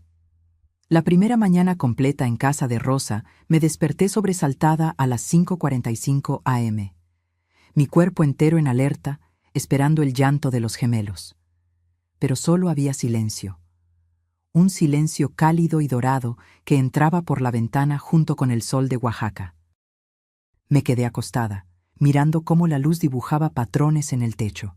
Escuchaba sonidos de la calle, un vendedor pregonando tamales, el repique de campanas de alguna iglesia cercana, voces de mujeres conversando en zapoteco mientras caminaban al mercado. Por primera vez en años nadie me necesitaba, y en lugar de sentirme inútil, me sentí ligera. Rosa tocó mi puerta cerca de las 9. Ofelia, hice café de olla. ¿Quieres desayunar? Bajé con mi bata puesta, sin prisa, sin pánico. La cocina de Rosa era pequeña pero acogedora, con azulejos de talavera y macetas de albahaca en la ventana. Olía a canela y piloncillo. «¿Dormiste bien?», afirmó Rosa, no como pregunta. Como no dormía hace años. Desayunamos pan dulce del mercado y ese café espeso y dulce que sabe a infancia. Hablamos de cosas pequeñas: el clima, los vecinos, el gato callejero que Rosa alimentaba cada mañana.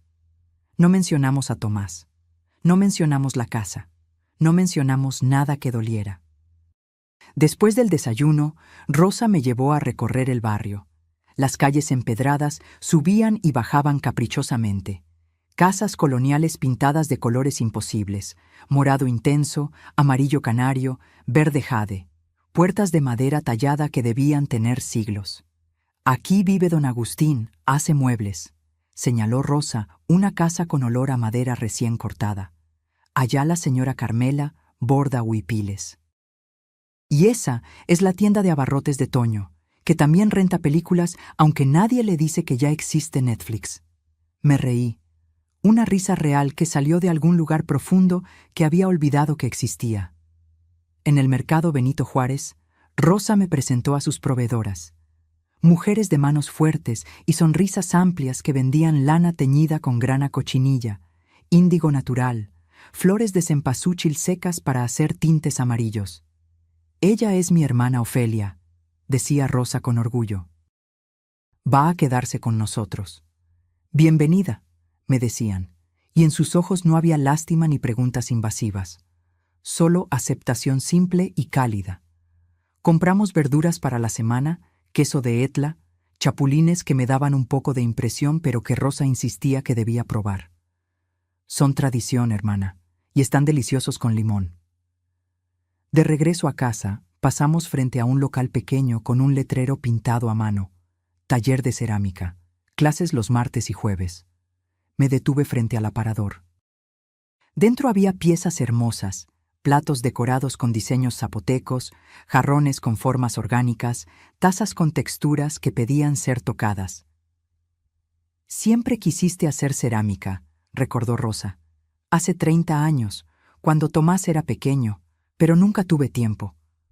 «Ahora lo tienes». Entramos. El lugar olía a tierra húmeda y a ese aroma particular de la arcilla. Un hombre mayor con delantal manchado de barro nos recibió. «Buenas tardes». «¿Buscaban algo específico?» «Información sobre las clases», dije antes de pensarlo mucho. «Los martes y jueves de 4 a 6, 150 pesos por clase, material incluido, primera clase gratis para probar». Miré a Rosa. Ella asintió con esa sonrisa que decía: «Hazlo». «Me anoto para el próximo martes». Caminamos de regreso en silencio, pero era un silencio cómodo. Rosa cargaba las verduras. Yo llevaba en mi bolso un volante con la información del taller y algo que no había sentido en mucho tiempo: emoción por algo que venía. Esa tarde, mientras Rosa trabajaba en su taller de textiles en la planta baja, yo me senté en mi mecedora con un cuaderno nuevo que había comprado en el mercado. Empecé a escribir. No sabía exactamente qué, solo dejé que las palabras fluyeran. Escribí sobre el piano de Palisandro, sobre las porcelanas de mi madre, sobre el reloj de Rodrigo que nunca apareció, sobre 3 años de ser invisible.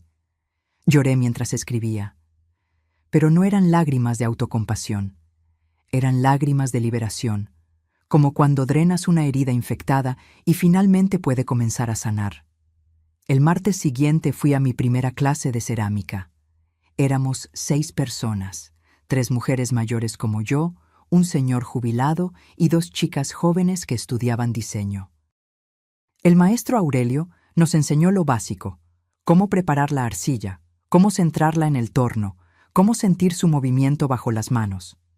Mis primeros intentos fueron desastrosos. La arcilla se bamboleaba, se descentraba, terminaba siendo un bulto deforme. Pero Aurelio solo sonreía.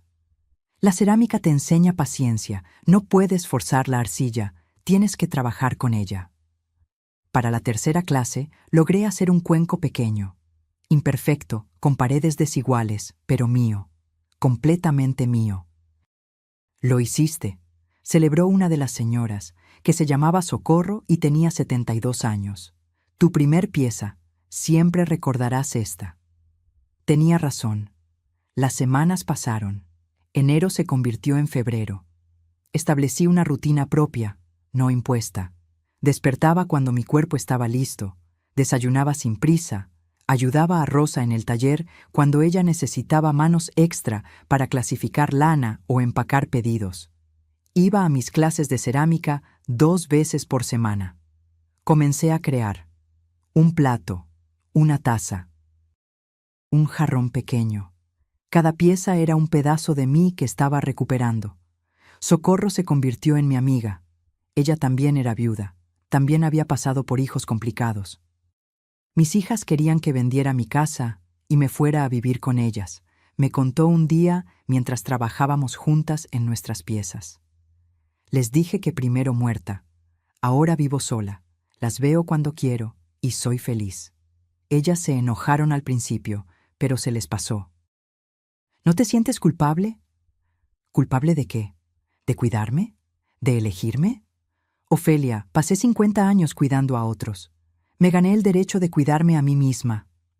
Sus palabras eran como bálsamo en heridas que apenas comenzaban a cerrar. En marzo, el maestro Aurelio organizó una pequeña exposición en una galería del centro. Todos van a mostrar su mejor pieza. Es solo para familiares y amigos, nada formal. Pero es importante celebrar nuestro trabajo. Elegí un juego de 3 cuencos que había hecho, cada uno ligeramente más pequeño que el anterior, decorados con líneas simples pero elegantes en color azul cobalto. Los llamé Renacimiento. Rosa invitó a sus amigas del mercado. Socorro llevó a su sobrina. El señor jubilado trajo a su nuevo novio. Las chicas de diseño invitaron a medio salón de su universidad. La galería era pequeña, con paredes blancas y piso de barro. Mis 3 cuencos estaban en una repisa iluminada con un letrero. Ofelia Reyes, Renacimiento. Una mujer se detuvo frente a ellos, observándolos con atención. Son hermosos. Tienen algo. Hay esperanza en estas piezas. Gracias, logré decir con la voz quebrada. Vendí los 3 cuencos esa noche por 800 pesos. No era mucho dinero, pero cuando esa mujer me pagó en efectivo y me agradeció por crear algo tan especial, sentí algo que no había sentido en años. Sentí que valía. Esa noche, de regreso en casa, Rosa abrió una botella de mezcal artesanal. Por ti, hermana. Por tu renacimiento. Brindamos bajo las estrellas en su pequeña terraza, y mientras el mezcal calentaba mi garganta y la ciudad antigua respiraba a nuestro alrededor, supe con certeza absoluta que había tomado la decisión correcta. No había huido de mi vida, había corrido hacia ella.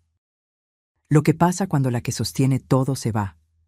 Mientras yo florecía en Oaxaca, en la Ciudad de México, todo se estaba desmoronando. Me enteré de los detalles más tarde, por conversaciones que Rosa tuvo con Tomás, por lo que la vecina Eustaquia observaba desde su ventana, por los mensajes desesperados que mi hijo dejaba en el buzón de voz de un teléfono que yo encendía solo una vez por semana. La primera semana sin mí fue caos puro. Tomás intentó contratar una niñera. Publicó anuncios en grupos de Facebook, preguntó en su trabajo, llamó a agencias. La primera candidata llegó un lunes por la mañana. Era una muchacha joven de unos 25 años con referencias impecables. Duró exactamente 3 días. Los niños son muy demandantes, le dijo a Tomás cuando renunció. Y su esposa, ella está todo el día en casa pero espera que yo haga todo. Eso no fue lo que acordamos. La segunda niñera era una señora de 50 y tantos años con experiencia de 20 años. Duró una semana. Su esposa me habla como si fuera su empleada personal, le explicó. Me pide que le traiga café, que le caliente la comida, que lave su ropa. Yo vine a cuidar niños, no a servir a una adulta. La tercera ni siquiera terminó el primer día. Salió a media mañana con los gemelos llorando y Valeria gritándole que era una incompetente. Para febrero ya no había niñeras disponibles. La zona residencial donde vivíamos no era tan grande, y la reputación de Valeria como empleadora imposible ya había circulado. Valeria tuvo que hacerse cargo de los gemelos, completamente, sin intermediarios, sin escapatoria. Los primeros días intentó mantener su rutina de trabajo. Se encerraba en su oficina con los niños jugando afuera, esperando que se entretuvieran solos, pero Santiago y Renata tenían 2 años y medio. No se entretenían solos, necesitaban atención constante. ¡Mamá! ¡Mamá! ¡Mamá!, gritaban golpeando la puerta de la oficina. Sus videoconferencias se llenaron de interrupciones, clientes molestos, proyectos retrasados, llamadas de atención de su jefe. «No puedo trabajar así», le gritó a Tomás una noche. «Tus hijos no me dejan concentrarme. Son nuestros hijos, Valeria, y antes mi mamá se encargaba de esto. ¿Y qué quieres que haga? ¿Que vaya a Oaxaca a rogarle que vuelva? Tal vez». Pero el orgullo de Valeria era más grande que su sentido práctico. Las cuentas de la casa comenzaron a llegar. Luz, 2.300 pesos. Agua, 890 pesos. Gas, 1.200. Internet y cable, 1.450. Teléfonos, 980. Tomás las miraba confundido. ¿Siempre fueron tan altas? No lo sé. Tu mamá siempre las pagaba. ¿Con qué dinero? Valeria se encogió de hombros.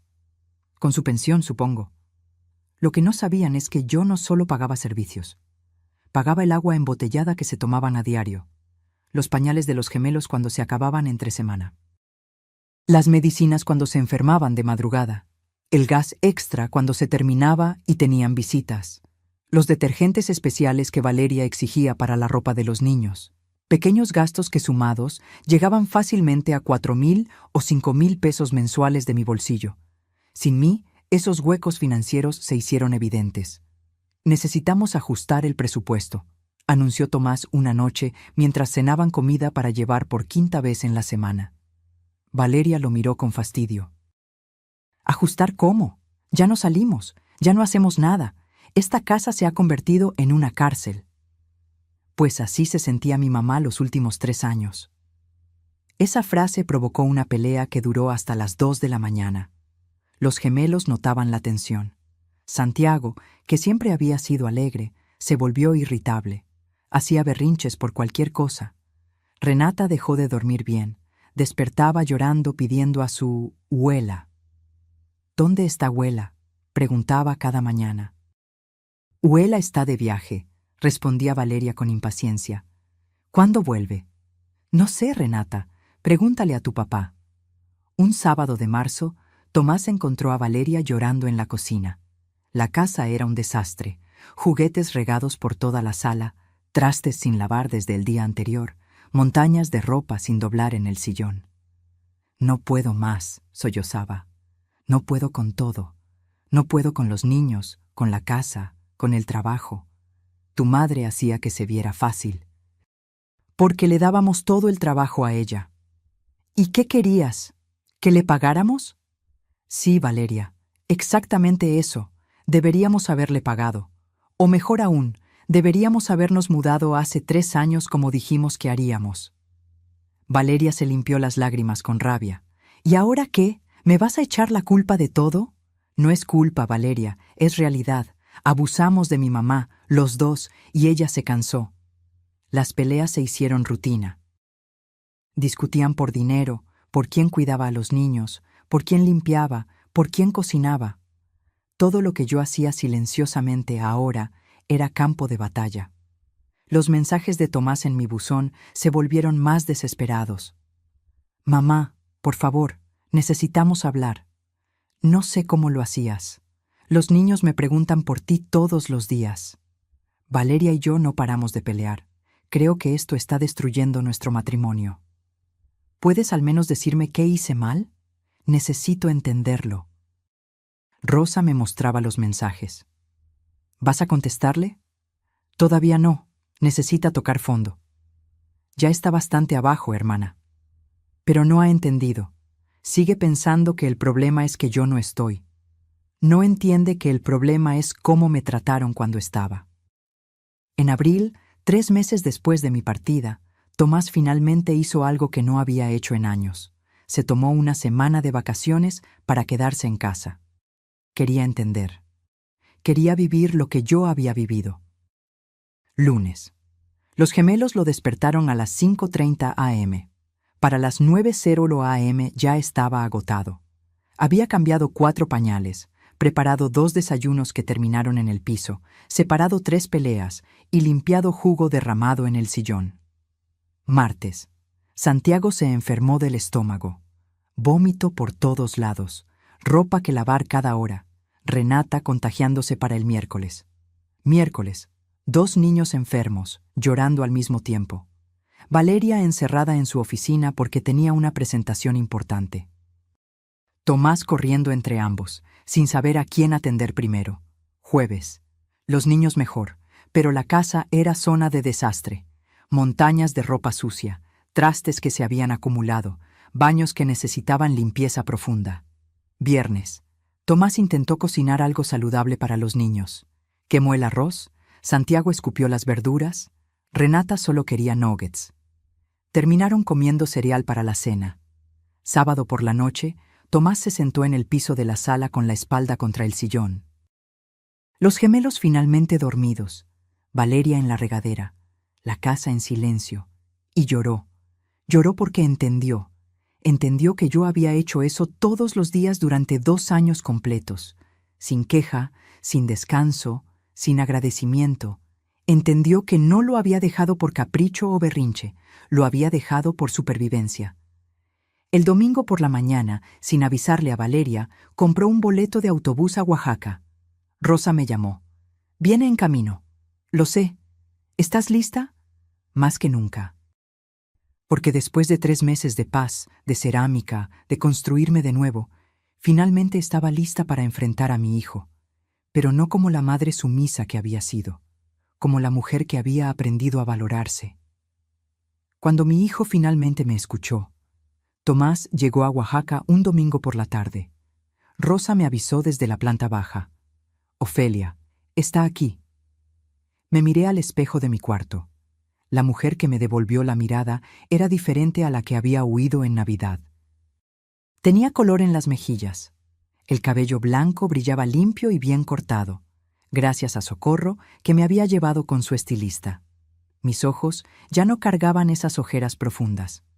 Vestía un huipil sencillo que Rosa me había regalado y pantalones cómodos. Me veía como alguien que vivía, no como alguien que solo sobrevivía. Bajé las escaleras despacio. Tomás estaba en la sala, de pie junto a la mesa donde Rosa trabajaba sus textiles. Se veía terrible. Ojeras marcadas, ropa arrugada, barba de varios días. Había perdido peso. Cuando me vio, su rostro se descompuso. «Mamá, Tomás». Nos quedamos mirándonos por un momento que pareció eterno. Rosa se levantó discretamente. «Voy al mercado. Tómense su tiempo». Cuando la puerta se cerró, el silencio se volvió denso. «Te ves bien», dijo finalmente. «Lo estoy. Los niños te extrañan. Preguntan por ti todos los días». No respondí. Esperé. Él se pasó las manos por el cabello con desesperación. «Mamá, esto tiene que terminar. Necesitamos que vuelvas. No podemos seguir así». Ahí estaba. El discurso que había venido a dar. La súplica envuelta en necesidad. Lo escuché completo, esperando el momento correcto. Las niñeras no funcionan. Valeria y yo peleamos todo el tiempo. Los niños están descontrolados. La casa es un desastre. No sé cómo lo hacías tú, pero nosotros no podemos. Su voz se quebró. «Por favor, mamá, vuelve a casa». Me senté en el sillón de Rosa, ese de tela de algodón con bordados zapotecos. Tomás se quedó de pie, esperando que yo cediera como siempre había cedido. «¿Extrañas a tu madre o extrañas a la niñera gratis?» Se quedó paralizado. «¿Qué? Respóndeme, Tomás. Cuando piensas en que yo vuelva, ¿piensas en verme, en abrazarme, en preguntarme cómo estoy? ¿O piensas en quién va a cambiar los pañales de tus hijos? Mamá, eso no es justo». ¿No es justo? Hablemos de lo que no es justo. Me levanté, sintiendo una fuerza que no sabía que tenía. ¿Es justo que me hayan quitado mi recámara? ¿Es justo que terminara en el cuarto de servicio de mi propia casa? ¿Es justo que Valeria vendiera el piano de tu padre por 8,000 pesos cuando valía más de 150,000? ¿Qué? Fui a mi cuarto y bajé con la libreta donde había anotado todo. Se la extendí. Lee. Tomás abrió la libreta con manos temblorosas. Sus ojos recorrieron la lista que había hecho con tanto cuidado.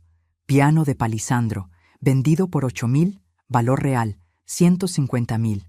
Porcelanas de la abuela, vendidas por $2,500, valor incalculable. Reloj de oro de tu padre, desaparecido, valor 45,000. Mecedora de mimbre, vendida por $800, juego de té de plata, regalado a prima de Valeria, valor 12,000. Librero de caoba del abuelo, donado sin permiso, discos de vinilo, desaparecidos. La lista continuaba. 32 artículos. Un inventario completo de todo lo que había perdido en 3 años. Al final de la lista había escrito: total aproximado en pérdidas materiales, 287,300 pesos. Total en pérdidas sentimentales, invaluable. El rostro de Tomás palideció mientras leía. Mamá, yo no sabía. Valeria nunca me dijo. ¿Y tú nunca preguntaste? Cuando las porcelanas de tu abuela desaparecieron, ¿preguntaste a dónde fueron? Cuando el piano ya no estaba, ¿te importó? Cuando te dije que no encontraba el reloj de tu padre, ¿lo buscaste? Yo pensé que tú habías guardado esas cosas. Las guardé durante años, Tomás, con cuidado, con amor, porque eran nuestra historia familiar, y tu esposa las vendió como si fueran basura de tianguis. Se dejó caer en el sillón. Dios mío. Y eso es solo lo material. ¿Quieres que hablemos de lo demás? Me senté frente a él, mirándolo directamente a los ojos. 2 años cuidando a tus hijos desde las 6 de la mañana hasta las 10 de la noche. 7 días a la semana, sin un solo día libre, sin sueldo, sin ni siquiera un gracias constante. Tú dijiste que querías ayudar. Ayudar, Tomás, no ser explotada. Ayudar es unas horas al día, unas veces por semana. Lo que yo hice fue criar a tus hijos porque ni tú ni Valeria querían hacerlo. Eso no es cierto. Nosotros. ¿Ustedes qué? ¿Cuántas veces bañaste tú a los gemelos? ¿Cuántas noches te levantaste cuando lloraban? ¿Cuántas veces los llevaste al doctor? Dime, Tomás, dame un número. Silencio. Yo te lo digo, 0. La respuesta es 0, porque cada vez que tus hijos necesitaban algo, me lo entregaban a mí como si yo fuera su madre y no su abuela. Trabajaba todo el día. Y yo no trabajaba, ¿verdad? Porque cuidar niños no es trabajo, limpiar no es trabajo, cocinar no es trabajo, lavar montañas de ropa no es trabajo. Mi voz subió de volumen. ¿Sabes cuánto cuesta una niñera de tiempo completo, Tomás? Entre 12,000 y 15,000 pesos al mes.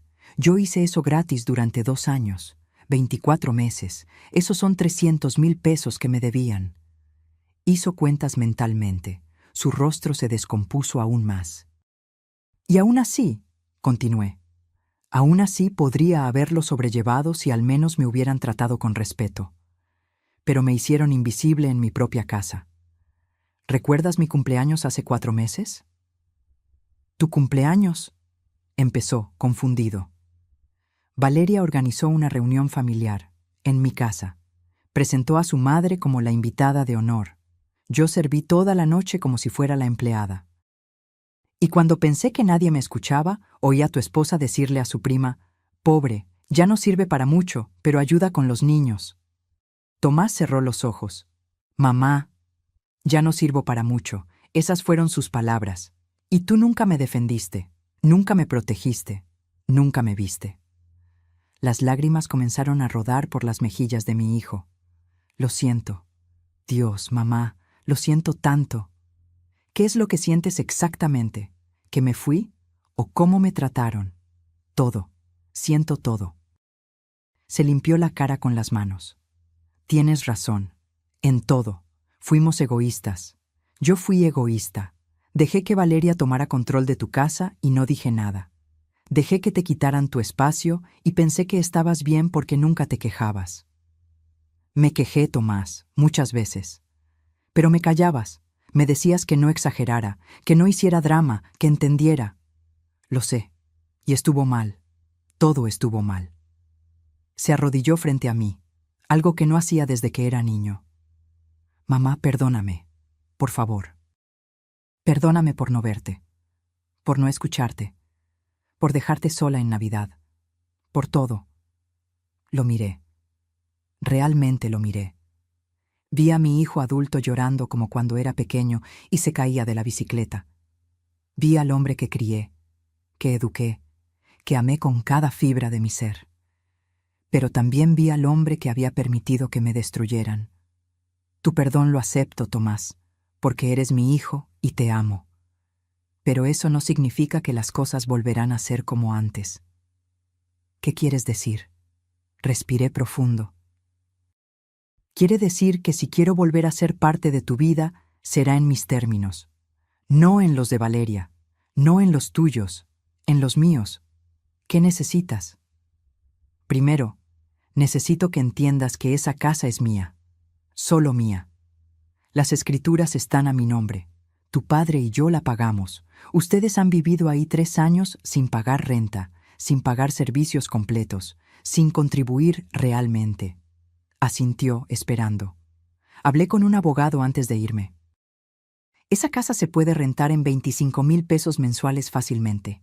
Así que ustedes tienen 2 opciones.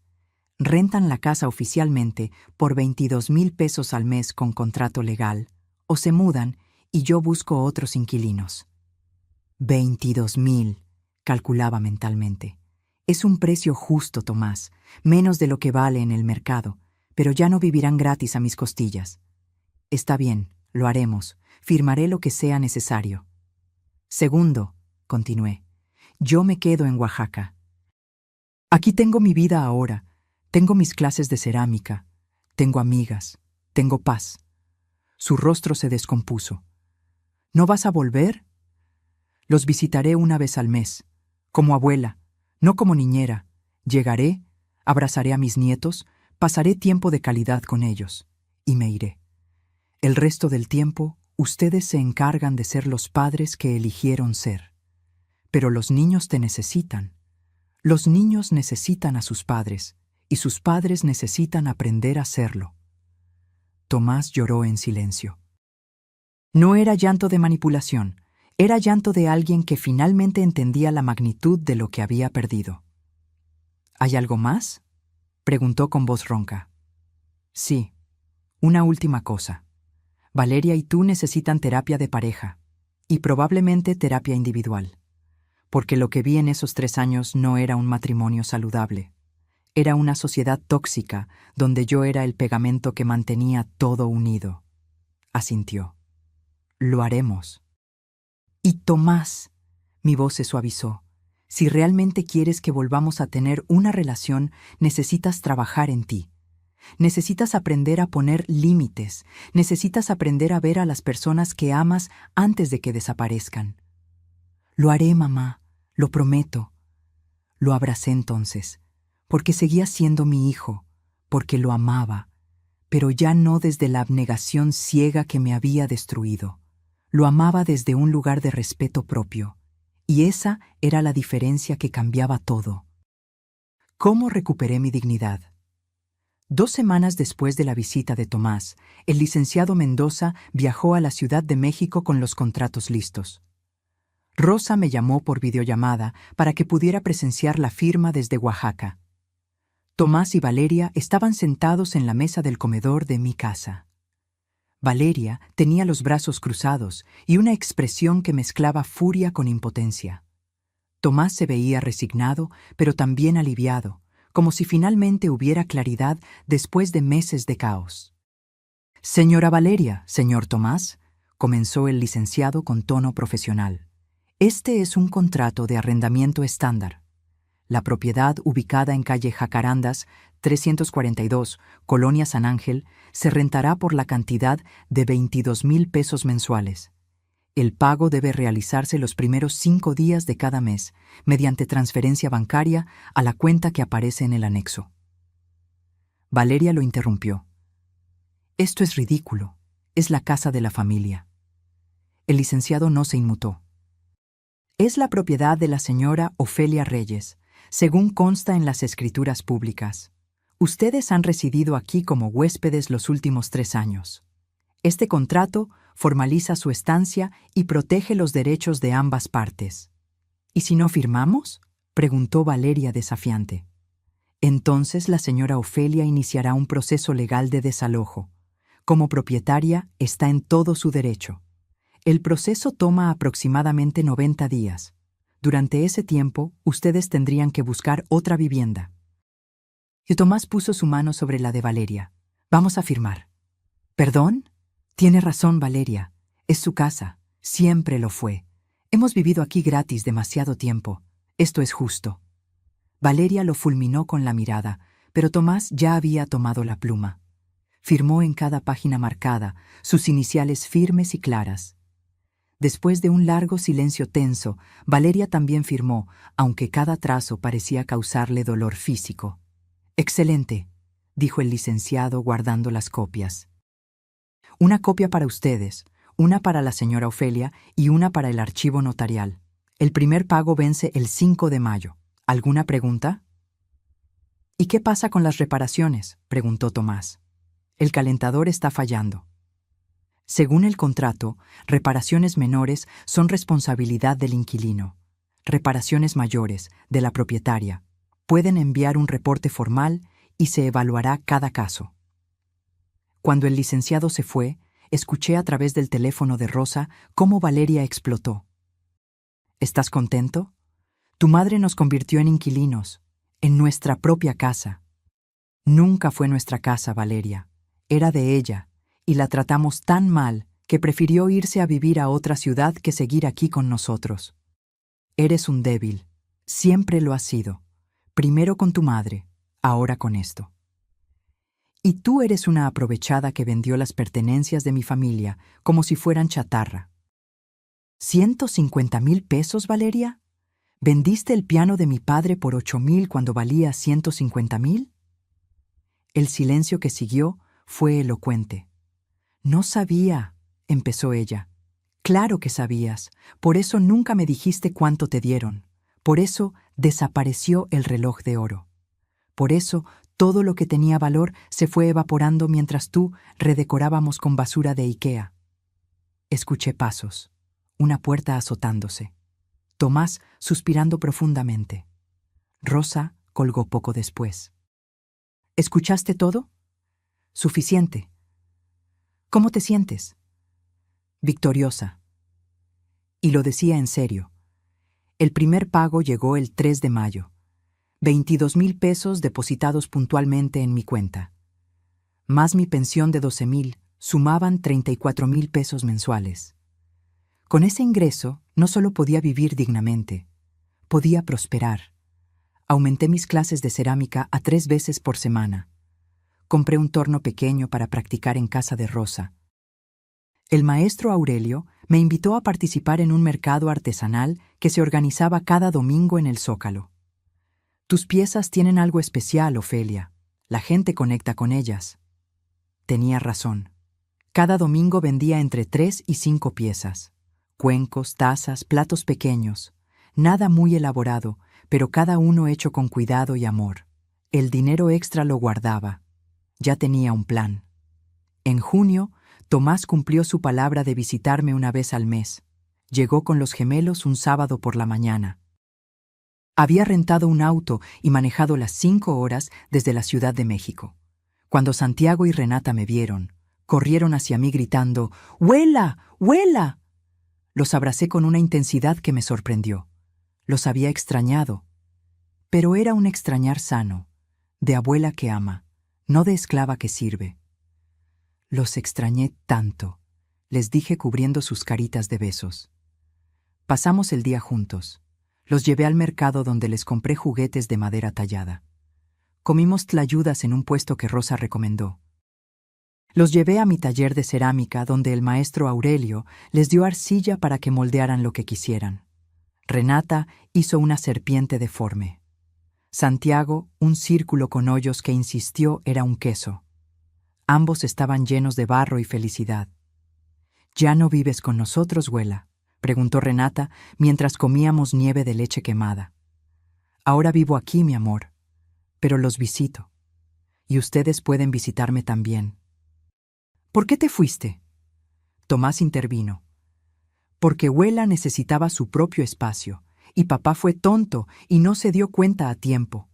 Pero ahora vendremos a verla seguido, ¿sí?». Los niños asintieron, conformes con esa explicación simple. Por la noche, después de acostar a los gemelos en la habitación de visitas que Rosa había preparado, Tomás y yo nos sentamos en la terraza. «Valeria y yo estamos en terapia», dijo sin que yo preguntara. «¿Cómo va?». «Difícil, doloroso, pero necesario». Tomó un sorbo de su café. El terapeuta nos hizo ver que nuestro matrimonio estaba construido sobre bases muy frágiles. Yo trabajaba para escapar de casa. Ella jugaba a ser influencer para no lidiar con ser madre. Y tú eras la que sostenía todo. ¿Y ahora? Ahora estamos aprendiendo. Valeria redujo sus horas de trabajo para estar más con los niños. Yo llego más temprano. Cenamos juntos. Bañamos a los gemelos juntos. Es agotador, mamá. No sé cómo lo hacías tú sola. Porque no tenía opción. Ustedes me la quitaron. Asintió avergonzado.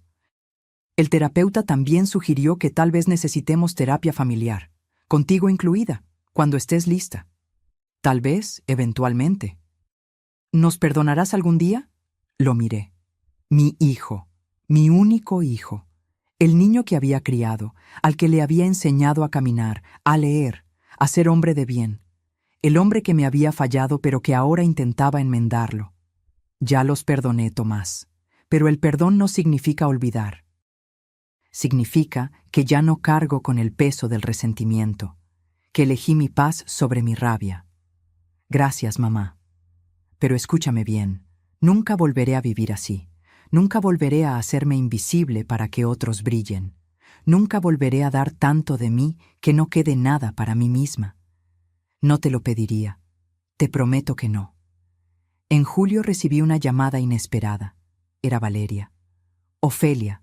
Su voz sonaba extraña, casi humilde. ¿Podemos hablar? Habla. Necesito pedirte perdón. Por todo. Por vender tus cosas. Por tratarte como te traté. Por hacerte sentir invisible en tu propia casa. Hizo una pausa. No tengo excusa. Fui egoísta y cruel, y si pudiera devolverte todo lo que te quité, lo haría. No puedes devolvérmelo, Valeria. Está hecho. Lo sé, pero quiero que sepas que estoy tratando de ser mejor, con los niños, con Tomás, y si algún día puedes perdonarme. El perdón es un proceso, Valeria. No es algo que se da automáticamente porque alguien lo pide. Se gana con acciones consistentes, no con palabras bonitas. Entiendo, solo gracias por escucharme. Colgó. Rosa, que había escuchado mi lado de la conversación, me miró con orgullo. Mira quién eres ahora, fuerte, clara, sin permitir que te manipulen. Aprendí de la mejor, sonreí señalándola. En agosto participé en mi primera exposición formal. Una galería pequeña en el centro de Oaxaca estaba mostrando nuevas voces artesanales y el maestro Aurelio me nominó. Presenté una colección de 12 piezas llamada Renacer. Cada una representaba una etapa de mi transformación. Había un plato agrietado que había reparado con técnica kintsugi, las fracturas resaltadas con polvo de oro. Un jarrón con forma de capullo abriéndose. Una taza con raíces creciendo desde la base. Socorro vino a la inauguración. Rosa invitó a medio mercado. Tomás hizo el viaje con los gemelos para estar presente.